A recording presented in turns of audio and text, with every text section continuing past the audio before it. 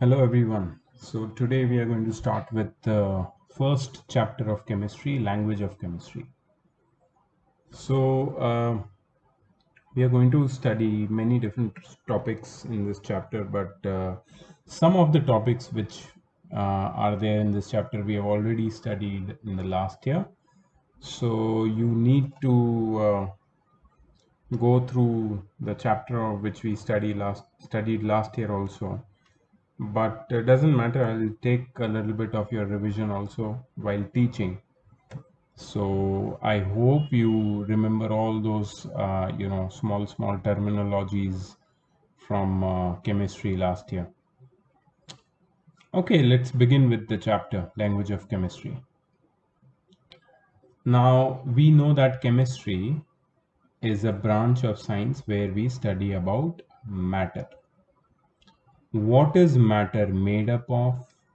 What is its nature, structure, and what changes are observed when it is subjected to different conditions?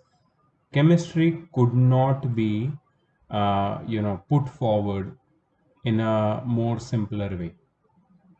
This is the best, you can say, definition of chemistry. It is the study about matter. So, chemistry, since it is a study about matter and its nature and its composition and its structure and the different observations which are related to matter when it is subjected to different conditions. Hence, we can say that chemistry is an informative science. Listen to me very carefully what I'm saying over here.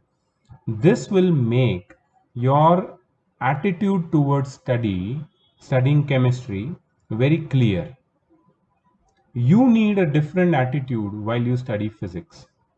While you study physics, it is more about thinking, it is more about logic, it is more about problem solving, it is more about visualization, right?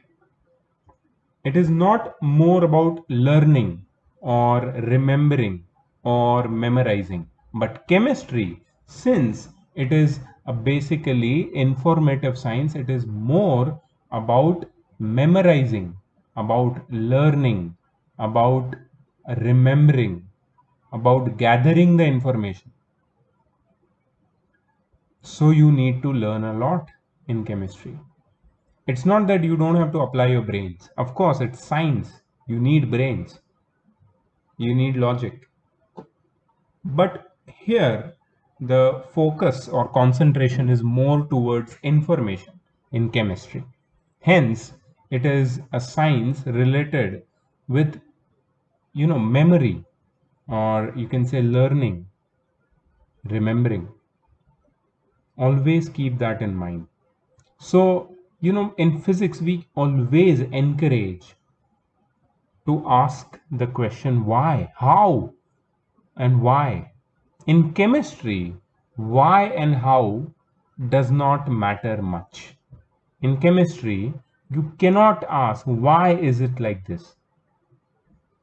Now, how it has become like this. There are instances where you get the answers of why and hows in chemistry, but not always. Mostly in chemistry, it is all about what. What means information,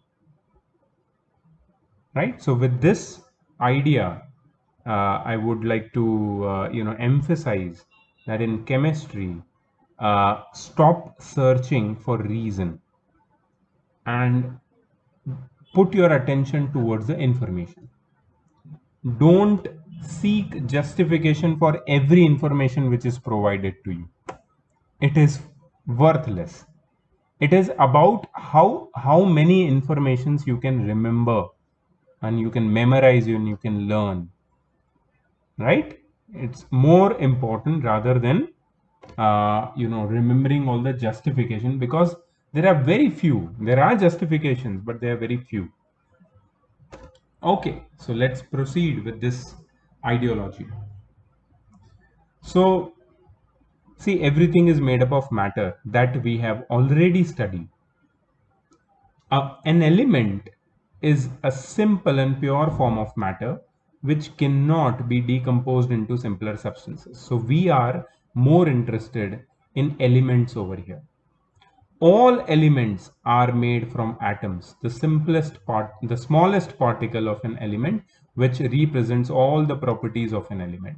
So atom is something of which is pure and which is the simplest or smallest kind of particle which makes up an element.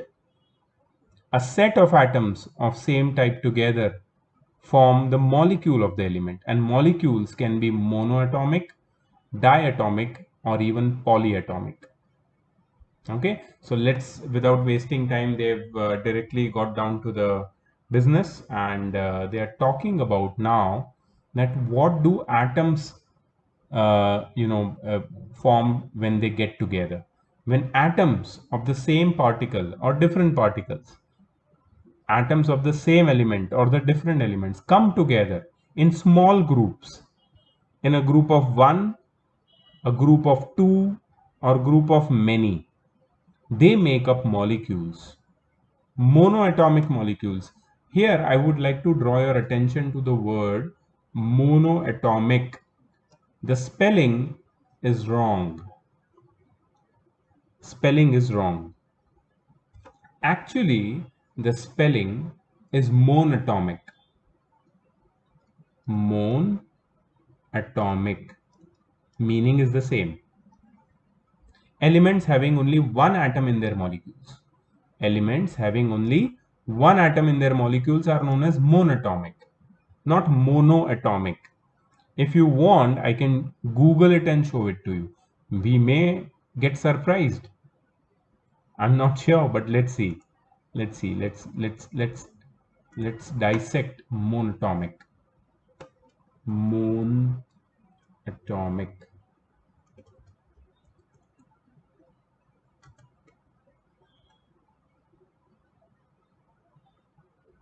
So monatomic is combination of two words. Mono and atomic means single atom. Cool. Monatomic gas. So yeah, monatomic is the correct word. What about monoatomic? See, so Google is asking us, did you mean monatomic? So monoatomic is basically a rarely used word. Wikipedia also uses monatomic. ठीक है, तो एक चीज यहाँ पे हम लोग ने क्लियर कर ली, मोनोटॉमिक होता है, मोनोएटॉमिक नहीं होता है। तो आप लोग जब लिखोगे ना तो मोनोटॉमिक ही लिखना, ठीक है। फिर अगर कोई टीचर तुम्हें गलत बताता है तो उसको गूगल खोल के हम दिखा देंगे, don't worry about that. So I also happen to understand it when I was reading some book, and in your Indian authors they always write monoatomic, but that the book which I was reading was um, about higher standards, not secondary standard, but higher grades maybe, and they wrote it as monatomic. Okay, so elements having only one atom in their molecules are monatomic. For example, see the examples of monatomic molecules and remember them: helium, neon, and other inert gas molecules. They are always monatomic. Diatomic molecule. Di means two. Diatomic means elements having two atoms in their molecules. Hydrogen, oxygen, nitrogen, chlorine, fluorine, bromine. These are all diatomic. H2, O2, N2, Cl2, Br2. These are all diatomic because they have two atoms in their molecule. Tetraatomic. Elements having four atoms in their molecules. Phosphorus is one example of tetraatomic. Octaatomic, elements having 8 atoms in their molecules. Sulfur is an example. So we can say that molecule is the simplest particle that has capability to exist independently.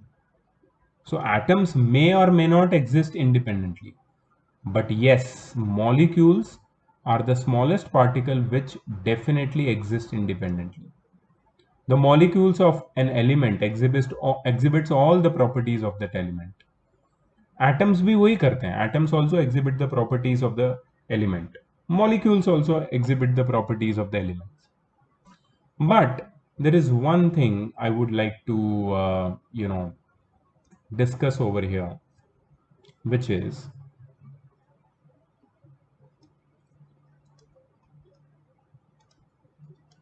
elements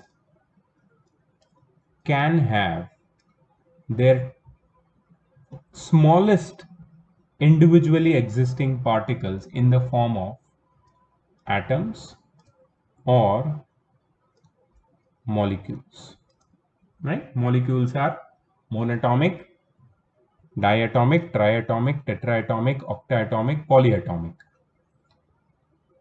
Compounds also have their smallest individual particles, but they are always in the form of molecules. The molecules of elements, जो elements के molecules होते हैं, they always contain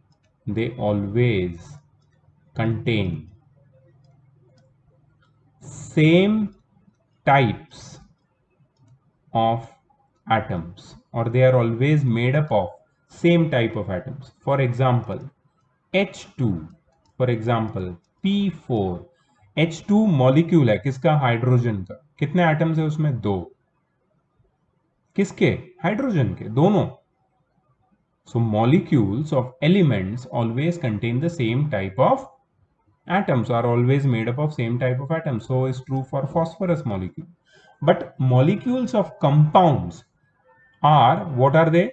They are smallest particle of a substance, right? Smallest particle of a substance, and they are made up of one or more types of atoms, right? Actually one और मोर लिखना सही नहीं है. अगर compound की बात कर रहे हैं तो they are made up of more than one type of atoms. And इसका जो एग्जांपल्स है दैट इज H2O, NaCl. अब H2O क्या है? H2O is the smallest particle of water, molecule of water, which is made up of hydrogen, 2 atoms of hydrogen and 1 atom of oxygen, more than 1 types of atom, right? NaCl, what is NaCl? It is the smallest particle of sodium chloride, common salt, which is made up of 1 atom of sodium, 1 atom of chlorine. अभी समझा? तो molecule element के भी हो सकते हैं, molecule compound के भी हो सकते हैं. बिल्कुल इसमें कोई कंफ्यूजन वाली बात नहीं है. When atoms of different elements combine, they form molecules of a compound. When atoms or molecules of different elements combine, they form molecules of a compound. To name a few, कुछ molecule compounds के यहाँ पे वो लोग ने बताए हैं. Sodium chloride, water, ammonia are the molecules of compound, smallest particles of compound. The names of elements and compounds are abbreviated using certain symbols and formulae. The names of elements and compounds are abbreviated. Abbreviated मतलब abbreviation क्या होता है? Abbreviation मतलब short form.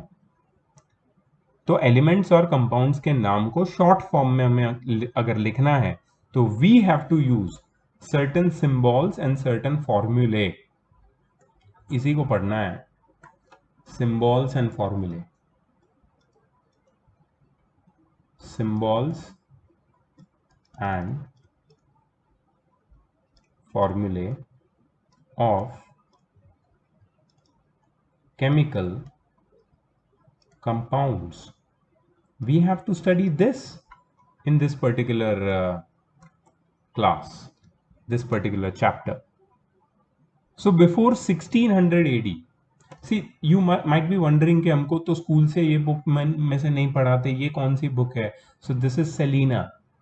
This is I think by far the best book of chemistry, and it is better than your Viraf Dala. I always prefer Selena. Even for class 10th, I prefer Selena. And many school teachers, they also prefer Selena. Different schools. Why? Because इसमें जो information दी है, that is so accurate and so beautifully described and written that इसको पढ़ के समझ जाता है. Self explanatory book मैं बोलता हूँ इसको. Why? Because the book is very nicely written. हम देखेंगे, हम पढ़ेंगे, तुम्हें खुद समझ में आएगा. See the content. If you talk about the content is the same as the book of Viraf Dalal. तो कोई बच्चा अगर कंप्लेन करेगा, सर ये सर मेरे स्कूल में तो ये बुक नहीं पढ़ाते, ये बुक पढ़ाते, कोई फर्क नहीं पड़ता. सेम चीज पढ़ रहे हो तुम, ऊपर से अच्छे ज्यादा डिटेल से पढ़ रहे हो. तो प्लीज ये अपने माइंड में मत लाओ कि ओ मेरा बुक अलग है, ये है वो है. कोई फर्क नहीं पड़ता है. जो मैं पढ़ा रहा हूँ वो तुम पढ़ सकते हो बिंदास, बिना किसी हेजिटेशन के. और हमारे सारे इश्यूज जो है इसमें सारे कॉन्सेप्ट्स क्लियर होंगे, ये मेरी गारंटी. So before 1600 AD alchemist, see chemist, ये जो केमिस्ट्री जो वर्ड है ना वो थोड़ा सा मॉडर्न है. इससे पहले जो केमिस्ट्स होते थे उनको अल्केमिस्ट बोला जाता था. अल्केमिस्ट जो वर्ड है ना, ब्यूटीफुल वर्ड है. अगर कोई इंग्लिश लैंग्वेज में पावरफुल है और उसको पता है, अगर उसने बुक्स पढ़ी हैं तो उसको पता होगा कि अल्केमिस्ट वर्ड आया है एक इंग्लिश वर्ड से which is known as alchemy. Alchemy का जो मीनिंग होता है that is transformation. So transformation मतलब चेंज. चेंज का मतलब अल्केमी. अल्केमिस्ट मतलब जो चेंज को, जो ट्रांसफॉर्मेशन को स्टडी करते हैं, या फिर the people who bring about change, they are known as alchemists. यहीं से वर्ड आया केम, या फिर केमिस्ट्री, या फिर chemist who deals in chemistry. Alchemist, transformation. ठीक है. सो अल्केमिस्ट ने कुछ सब्सटेंसेस को रिप्रेजेंट करने के लिए दे use different kinds of methods. They use some pictographic symbols. Pictographic symbols किसने यूज किया ये? डाल्टन. सबसे पहले जॉन डाल्टन ने ये यूज किया था. उसने अर्थ को, मतलब बहुत सारे दूसरे साइंटिस्ट ने भी ये यूज किया था कि अर्थ को एक ट्रायंगल से रिप्रेजेंट किया, और क्रेसेंट सिल्वर के लिए उन्होंने एक सिंबल बनाया. और जैसे सर्कल ऑक्सीजन के लिए, circle with a dot hydrogen के लिए. लेकिन तभी जो एलिमेंट्स नोन थे दे वर वेरी वेरी फ्यू. तो ऐसे सिंबल से हमें जब रिप्रेजेंट करना पड़ा एलिमेंट्स को, तो ये इजी था क्योंकि एलिमेंट्स थे गिन के 10, तो 10 सिंबल अलग अलग बना दिए. But then as time went by, more and more new elements were added to the list of already known elements. And then this one scientist, alchemist or chemist known as Johann Berzelius, Berzelius ने suggest किया that initial letter of the element written in capitals should represent that particular element. सबसे simplest उसने solution दिया कि भाई अगर oxygen है तो why not represent oxygen by O, which is the first letter of oxygen. So O for oxygen, A for apple, B for boy, C for cat, O for oxygen. कितना easy है याद करना. H for hydrogen, C for carbon. ठीक है. But किसी ने पूछा sir C for carbon है तो कैल्शियम को क्या बोलेंगे? तो उसने बोला सिंपल, कैल्शियम का स्पेलिंग क्या है? कैल्शियम का स्पेलिंग है CALCIUM. तो उसने बोला कैल्शियम को बोलेंगे Ca. पहले 2 लेटर ले लो. अगर C कार्बन ने ले लिया है तो कैल्शियम के लिए Ca ले लो. ठीक है. तो उसी तरीके से कोबाल्ट के लिए CO ले लो. CNO पहले 2 लेटर। तो फिर कोई आया बोला कि सर कॉपर को क्या करेंगे, क्योंकि कॉपर भी COPPER होता है, तो CO तो कोबाल्ट ने ले लिया है। तो उसने बोला कि जो कॉपर है उसका एक लैटिन नेम हम लोग ढूंढते हैं, और वो होता है क्यूप्रम। क्यूप्रम, और उसके पहले 2 लेटर क्या है? CU। तो किसी किसी एलिमेंट के केस में हम लोग लैटिन नेम के पहले लेटर या पहले 2 लेटर भी ले सकते हैं। तो वैसे ही सिल्वर के लिए वो लोग ने चूज किया AG, because it's Latin name is argentum, तो AR नहीं AG यूज किया। गोल्ड के लिए यूज किया AU, ठीक है। और प्लैटिनम के लिए यूज किया PT, whereas P and T are the first and the fourth letters, platinum, correct. तो ऐसे करते करते करते करते सारे एलिमेंट्स जैसे जैसे जैसे दे गॉट डिस्कवर्ड, उनके सिंबल्स भी बनते गए। ये कुछ सिंबल्स है तुम्हारे लिए, तुम्हारी बुक में भी होंगे, डेफिनेटली होंगे। ये सिंबल्स लैटिन नेम वाले जो एलिमेंट्स के सिंबल्स है उनके लिए है। जैसे यहाँ पे अगर नोटेबल सिंबल्स देखो तो लेड PB, प्लम्बम उसका लैटिनम लैटिनम नहीं लैटिन नेम है, plumbum. Oh, plumbum. Iron, ferrum, natrium, sodium, kalium, potassium, K. तो ऐसे करके लैटिन नेम, और ये सारे common name, hydrogen, nitrogen, fluorine, chlorine, bromine. Tungsten, wolfram, इसलिए टंगस्टन का सिंबल W है। टिन, SN, ठीक है। कोबाल्ट, निकल, जिंक, सिल्वर। सिल्वर का यहां पे नहीं आना चाहिए, सिल्वर का यहां पे आना चाहिए। सिल्वर क्यों यहां पे डाला? हाँ सिल्वर है ना, यहाँ पे है देखो। तो अगर कोई स्टूडेंट, नए स्टूडेंट्स हैं हमारे काफी हमारे बैच में, जो 8th में मेरे पास नहीं पढ़े थे, और जो मेरे एग्जिस्टिंग स्टूडेंट्स, मैं उनको भी बोलना चाहता हूँ कि all these symbols must be memorised. हमने अभी मेमोरी की बात की। केमिस्ट्री में सबसे पहला जो 9th स्टैंडर्ड में तुम्हें मैं चीज बताना चाहूंगा, that is about the symbols, ठीक है। तो there is one organisation, world wide accepted organisation, IUPAC, international union of pure and applied chemistry, IUPAC. So they had their own system of naming chemicals and naming elements and compounds, and we always follow the guidelines set by this particular organization. तो ये सारे symbols IUPAC से validation उनको मिल चुका है। पूरे world में कहीं भी जाओ, आयोडीन का सिंबल I ही, नाइट्रोजन का N ही होगा, ठीक है। So we have to remember, memorise all these symbols. ये पहला तुम्हारा मेमोराइजेशन का टास्क मैंने बता दिया, ठीक है।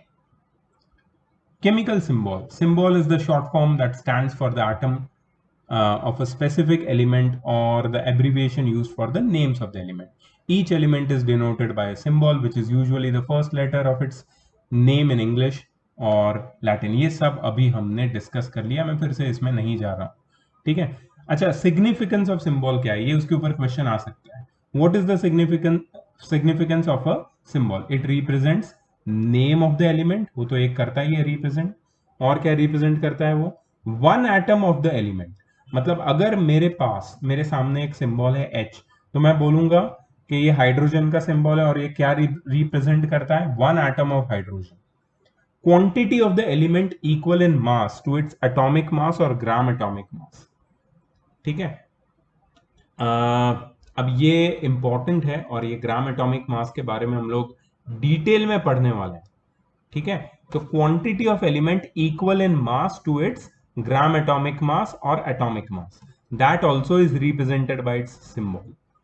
जैसे N का मतलब होता है नाइट्रोजन एलिमेंट, या फिर वन एटम ऑफ नाइट्रोजन, या फिर 14 parts by weight of nitrogen. अब तुम बोलोगे सर ये 14 पार्ट्स बाय वेट आया कहां से?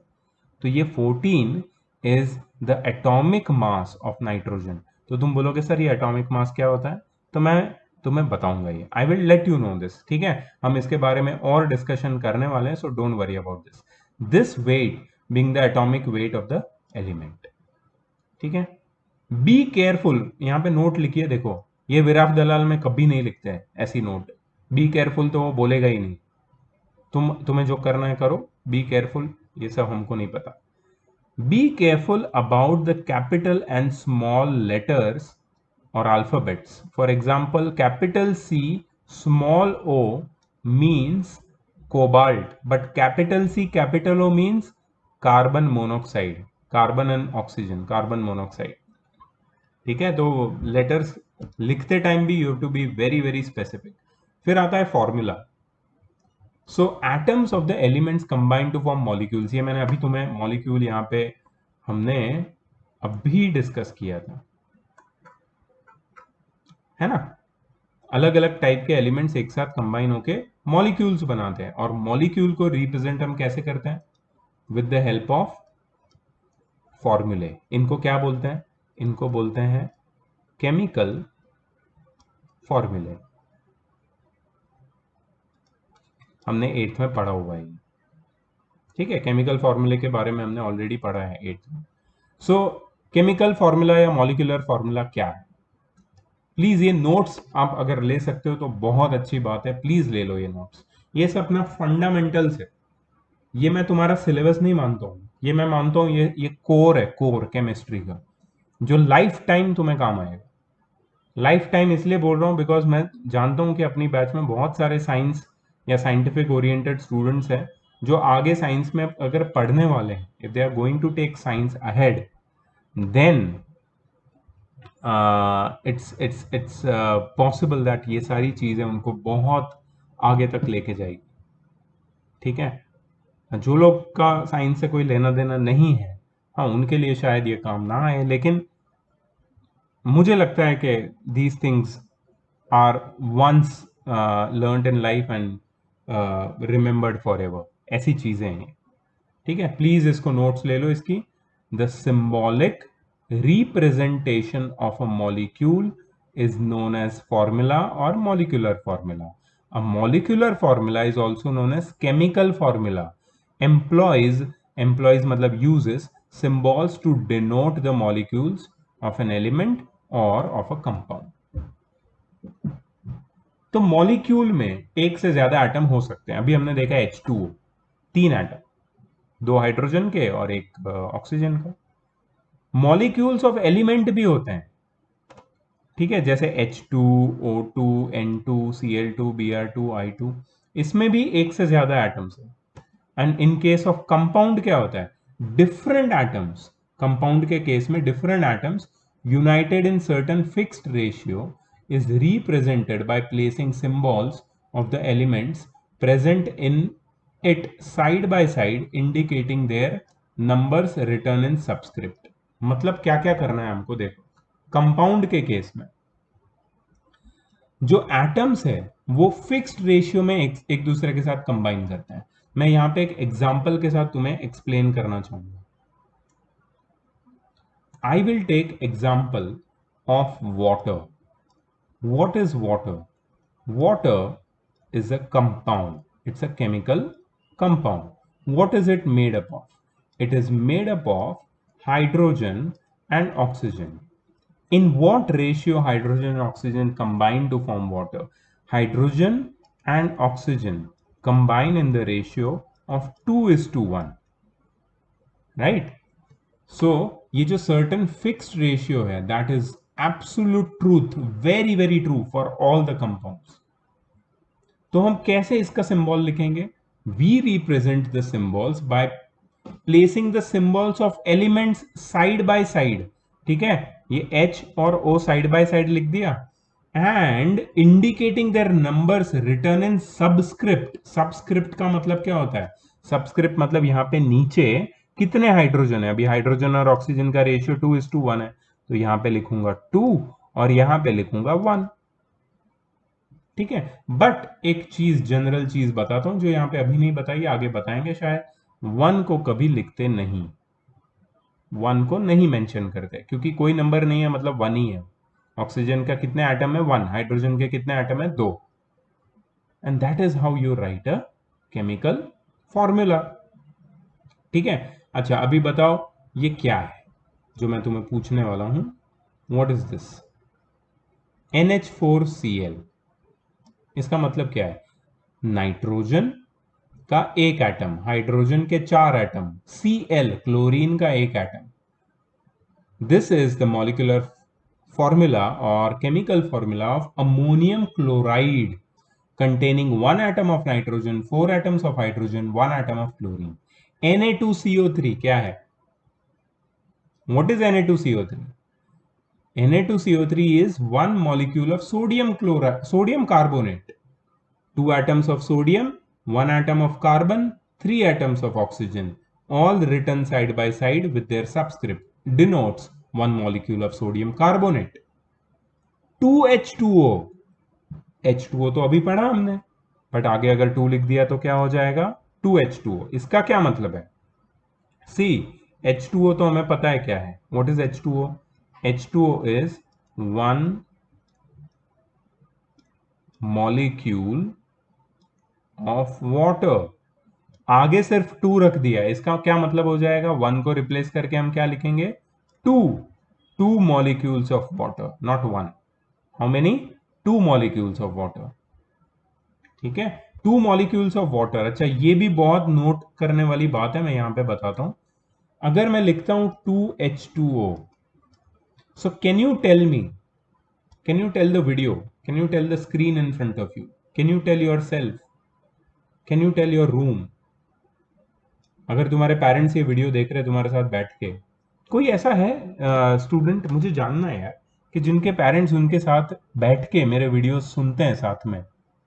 It is such a beautiful thing man. अगर कोई ऐसा रियली कुछ है तो प्लीज मेरे साथ शेयर करो, प्लीज ग्रुप में मुझे बताओ। कोई कभी ऐसा हुआ है कि पूरा वीडियो, पूरा लेक्चर तुमने और तुम्हारे पेरेंट्स ने साथ में देखा है, तुमने रियली मतलब तुम्हारे पेरेंट्स ने बोला है कि कुछ कमेंट दिए है? मैं ये नहीं बोल रहा हूँ कि हमेशा मुझे अप्रिसिएशन ही चाहिए, नहीं नहीं, कमेंट भी चलेगा।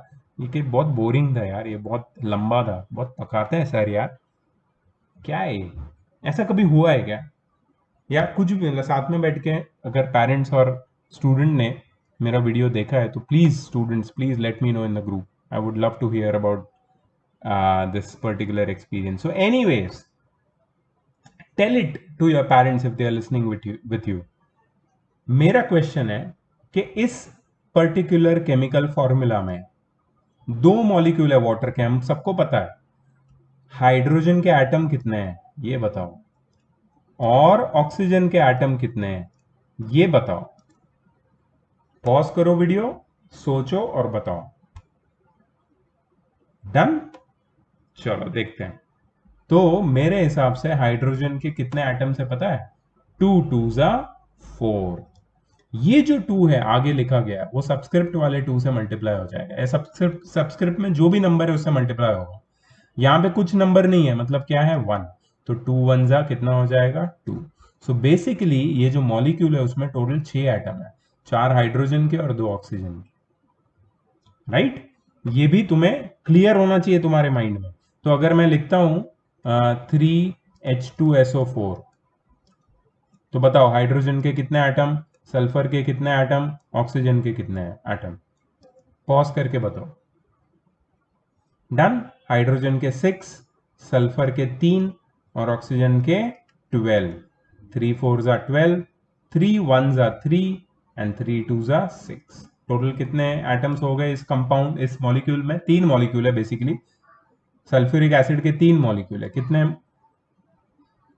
15 प्लस 6 21 एटम्स हो गए। करेक्ट? All right.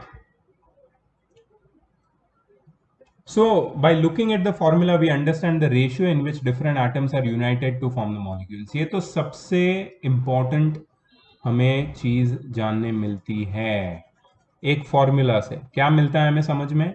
कि उसमें कौन से एटम्स है, कितने एटम्स है, कितने टाइप के एटम्स है, और वो कौन से रेशियो में एक दूसरे के साथ यूनाइट होके ये मॉलिक्यूल बना रहे हैं। सिग्निफिकेंस ऑफ मॉलिक्यूलर फॉर्मूला, ये भी प्लीज लर्न कर लेना, इसको बहुत इंपॉर्टेंट चीजें यहाँ पे बताई गई। Again I am telling you, ये कोई चैप्टर नहीं है, ये पूरा का पूरा एक कॉन्सेप्ट है केमिस्ट्री का जो अभी तुम्हारा क्लियर हो रहा है, तो बहुत ध्यान से सुनना और समझना है इसको। So molecular formula of a compound has quantitative significance. Quantitative, quantitative का मतलब क्या होता है? Quantitative मतलब related with quantity. क्या significance है? Both the molecule and the molecular mass of the compound are denoted or signified with the help of molecular formula. It represents the respective numbers of different atoms present in one molecule of the compound, definitely, and the ratios of respective masses of the elements present in the compound. For example, CO2 किसका formula है? Carbon dioxide. क्या बताता है? ये carbon dioxide का molecular formula है। इसमें इस मॉलिक्यूलर फॉर्मूला में हमें यह समझ में आता है कि एक कार्बन का एटम केमिकल बॉन्ड के थ्रू 2 ऑक्सीजन एटम के साथ ज्वाइंड है।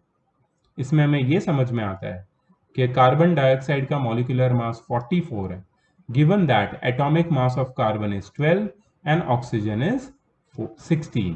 तो ये जो मॉलिक्यूलर मास वाला टॉपिक है ना, इसको हम लोग डिटेल में चैप्टर के एंड में पढ़ने वाले हैं। So don't take stress about molecular mass और एटॉमिक मास और एटॉमिक वेट राइट नाउ, ठीक है? सिग्निफिकेंस ऑफ मॉलिक्यूलर फॉर्मूला को याद रखना। नेक्स्ट टॉपिक है, क्योंकि हमें केमिकल फॉर्मूला बनाने हैं, इसके लिए हमें समझना पड़ेगा वैलेंसी क्या है, जो हमने 8th में इतने अच्छे से पढ़ी है, इतनी ब्यूटीफुली पढ़ी है वैलेंसी, ठीक है? जो 8th में मेरे स्टूडेंट थे उनको केमिस्ट्री का इतना स्कोर अच्छा आया उनका, और मैं I am so proud of them because उनको ये कॉन्सेप्ट पूरा दिमाग में क्लियर हो चुका है, वैलेंसी क्या होती है। तो मैं फिर से बताने जा रहा हूं, इसलिए तुम्हारा रिवीजन हो रहा है, और जिसको नहीं पता है वो फिर से पढ़ेगा मेरे साथ, right? So valency is the combining capacity of an atom और ऑफ अ रेडिकल। वैलेंसी क्या है? It is combining capacity. किसका? किसका कंबाइनिंग कैपेसिटी? एटम का या फिर रेडिकल का? तो तुम बोलोगे रेडिकल क्या होता है? Let's talk about radical.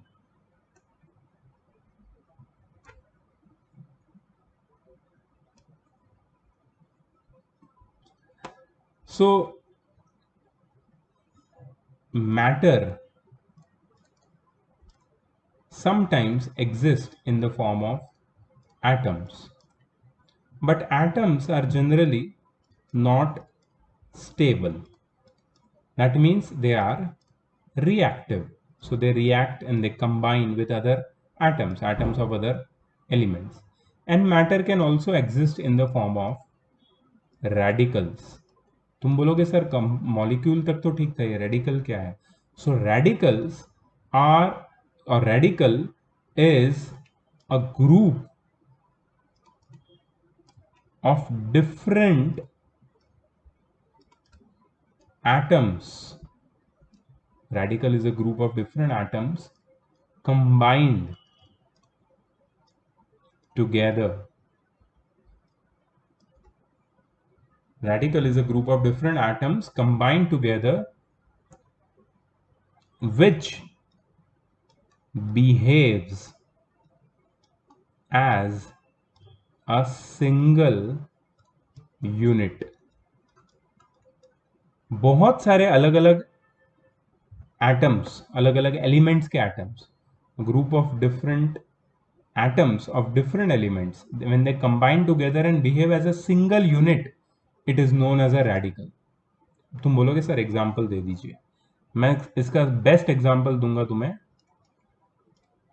Ammonium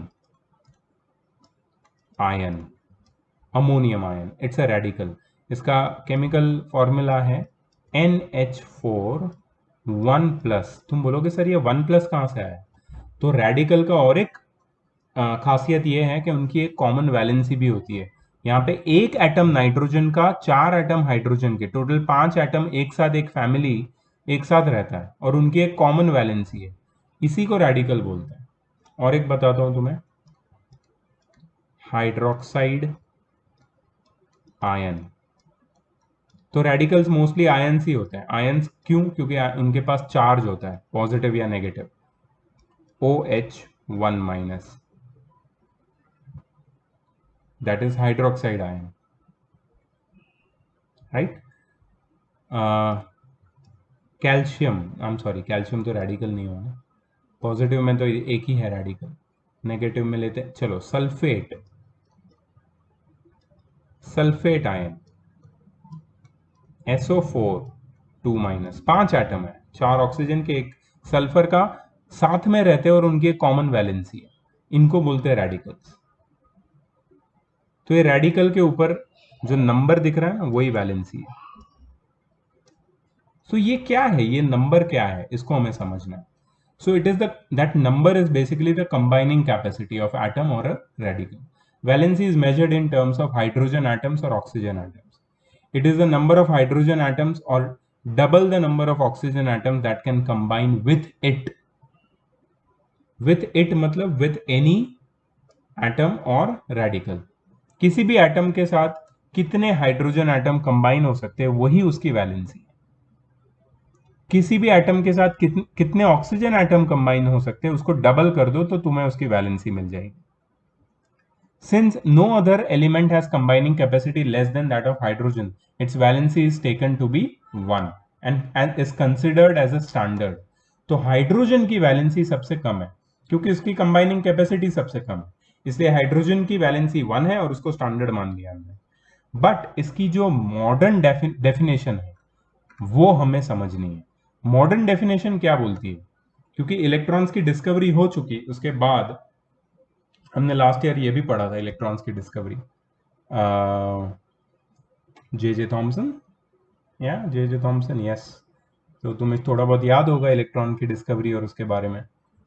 so electrons की, प्रोटॉन्स की, न्यूक्लियस की, रदरफोर्ड का experiment, right? If you don't remember 8th standard की बुक खोल लो बेटा, टाइम आ चुका है।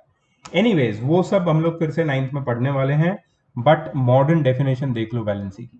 The number of electrons that an atom can lose और गेन और share during a chemical reaction is called its valency. Please इसको note कर लो, underline कर लो, तुम्हारी बुक में लिख लो, नोटबुक में। मॉडर्न डेफिनेशन ऑफ वैलेंसी क्या है? The number of electrons that an atom can lose, gain or share during a chemical reaction is called its valency. For details refer to the chapter atomic structure. हम आगे बहुत detail में पढ़ने वाले हैं इसको। Elements with 1, 2 or 3 electrons in the outermost shell are usually metals. देखो metals के outermost shell में 1, 2 या 3 electrons होते हैं। अगर तुमने metal का structure याद है 8th standard में बताया था मैंने, तो तुम्हें पता होगा। तुम्हें याद है कि इसको क्या बोलते हैं? Do you remember what is this? This is known as electronic configuration. Electronic configuration में अगर तुम देखोगे, जो लास्ट नंबर दिख रहा है, that is the number of electrons present in the valence shell. Valence shell मतलब आउटर मोस्ट शेल। और मेटल्स जैसे कि सोडियम, मैग्नीशियम, एल्यूमिनियम, कैल्शियम, इन सब के आउटर मोस्ट शेल में 1, 2 या 3 इलेक्ट्रॉन्स होते हैं। So what do these metals do? These metals can easily donate these outermost electrons present in the outermost shell and can achieve stability. They can attain or achieve stable electronic configuration by donating 1, 2 or 3 electrons present in their outermost shell. जब भी sodium या magnesium या aluminium या वैसे कोई atom, metal के atoms एक electron donate कर देते हैं, तो उनका जो इलेक्ट्रॉनिक कॉन्फ़िगरेशन है वो ऐसा हो जाता है। और this is, you can say, stable electronic configuration. 2,8 outermost shell completely filled है, आउटर मोस्ट शेल में 8 इलेक्ट्रॉन्स है। अगर किसी को लग रहा है कि मैं ऐसे हिब्रू में बात कर रहा हूँ, outermost shell, electronic configuration, ये तुम्हें कुछ नहीं पता, तो इसका मतलब है कि 8th स्टैंडर्ड में शायद तुम सो रहे थे। ठीक है, तो मैं चाहता हूं कि तुम प्लीज या तो 8th की बुक खोल के पढ़ाई करना शुरू करो, या तो वेट करो कि मैं कुछ 2-3 महीने बाद 8th में जब ये चैप्टर सिखाऊंगा और उसका वीडियो डालूंगा, तब तुम वो वीडियो देख के सीखोगे। सो ये फायदा होता है क्लास में सोने का, कि तुम्हें कुछ पता ही नहीं है क्या चल रहा है, या फिर भुलक्कड़ होने का फायदा है ये। तुम भूल गए हो, सब पढ़ाया हुआ भूल गए। तो ये outermost shell, electronic configuration, stable electronic configuration, valence electrons, ये सारे जो टर्मिनोलॉजीज है ना, अगर मैं इस पे लेक्चर देने लगूं अब, तो ये जो चैप्टर है, ये इसके जो वीडियोस है ये 2-2 घंटे के हो जाएंगे। तो that we can not afford right now, because already ये चैप्टर में बहुत सारी चीजें हमें पढ़नी है। ठीक है, so let's focus here. Positive ions are known as cations. अब क्या होता है, अब ये जो मेटल्स है, they attain stable electronic configuration by losing their valence electron and they form positive ions. And what are positive ions? Cations. And what are cations? They have positive charge on them. Now the question is, why do they have positive charge? आओ इसको समझ लेते हैं, याद कर लेते हैं थोड़ा हमने क्या पढ़ा था। तो let me draw one sodium atom. ये सोडियम की न्यूक्लियस है, ठीक है। ये उसका फर्स्ट शेल है, ये उसका सेकंड शेल है,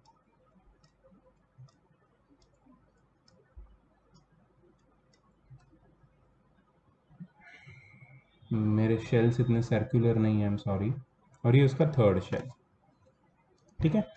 तो ये रहा तुम्हारा सोडियम। ये 8th स्टैंडर्ड का रिवीजन करवा रहा हूं, बहुत ध्यान से सुन लेना। सोडियम का इलेक्ट्रॉनिक कॉन्फ़िगरेशन है 281। सोडियम के अंदर प्रोटॉन्स कितने हैं? सोडियम के अंदर प्रोटॉन्स है 11। तुम बोलोगे कैसे पता सर आपको? तो इलेक्ट्रॉन्स और प्रोटॉन्स हमेशा सेम होते हैं किसी भी एटम में। इलेक्ट्रॉन्स कितने हैं? 2 + 8 10 + 1 11। तुम बोलोगे सर कैसे पता आपको? तो मैं ये बोलूंगा कि 8th में बेटा ये टेबल ऑलरेडी तुम्हें पढ़ाया गया है, जिसमें number of electrons, protons, atomic number, mass number, ये सब बताया है, ठीक है। अच्छा, प्रोटॉन्स इलेक्ट्रॉन्स है, सॉरी प्रोटॉन्स 11 है, इलेक्ट्रॉन्स कितने हैं? 11, ठीक है। अच्छा, प्रोटॉन्स पॉजिटिवली चार्ज्ड होते हैं, इलेक्ट्रॉन्स नेगेटिवली चार्ज्ड होते हैं। पॉजिटिव और नेगेटिव चार्जेस दोनों सेम है, इसलिए जो सोडियम का एटम है ना, it is electrically neutral. But when this sodium atom donates one electron, it becomes sodium ion. Ion मतलब पॉजिटिवली चार्ज्ड एटम और चार्ज्ड एटम, बेसिकली कैटायन। ये कैसा दिखता है? ये सोडियम के आउटर मोस्ट शेल में अब हो जाएंगे कितने electrons? 1 2 3 4 5 6 7 8।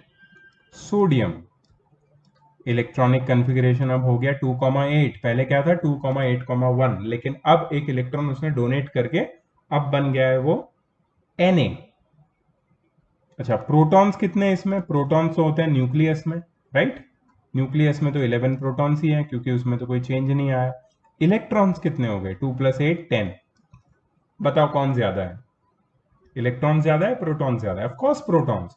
So that's why sodium has become positively charged. Sodium has become positively charge. तो सोडियम का जो वैलेंसी है वो हो गया है +1+, या फिर सिर्फ प्लस लिखोगे तो भी चलेगा, इसलिए ये चार्ज आ गया इसके ऊपर। क्यों? क्योंकि उसमें प्रोटॉन्स और इलेक्ट्रॉन्स में डिफरेंस आ गया। क्यों? क्योंकि एक इलेक्ट्रॉन डोनेट हो गया,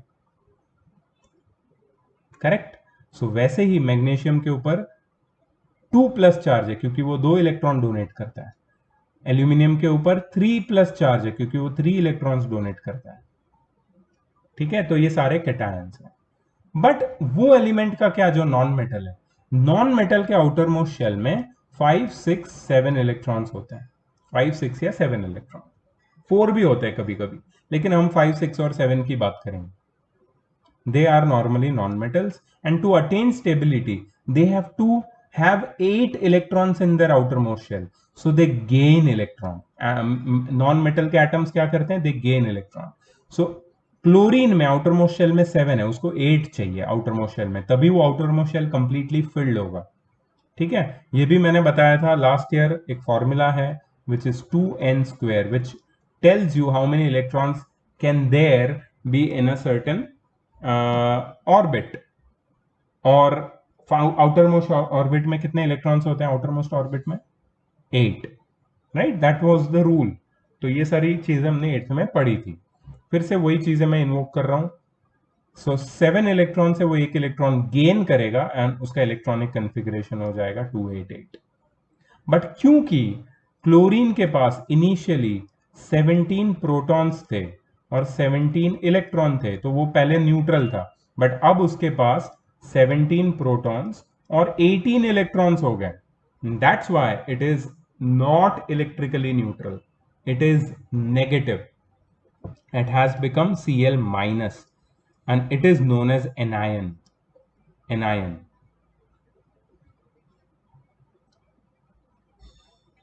देखो यहाँ पे एक और चीज लिखी है. Out of the elements that have 4 electrons in the outermost shell, carbon is non metal but silicon and germanium are metalloids and the rest are metals.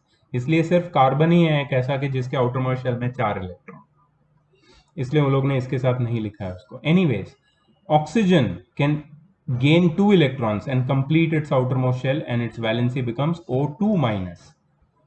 Nitrogen has 5 electrons in its outermost shell and it will gain 3 electrons to complete its outermost shell and to achieve stable electronic configuration, and its valency will become N3 minus. ठीक है, so valency क्या है? अब उसका नया definition हम ready है पढ़ने के लिए. The valency of an element of or of a radical is the number of hydrogen atoms that will combine with or displace one atom of that element or radical.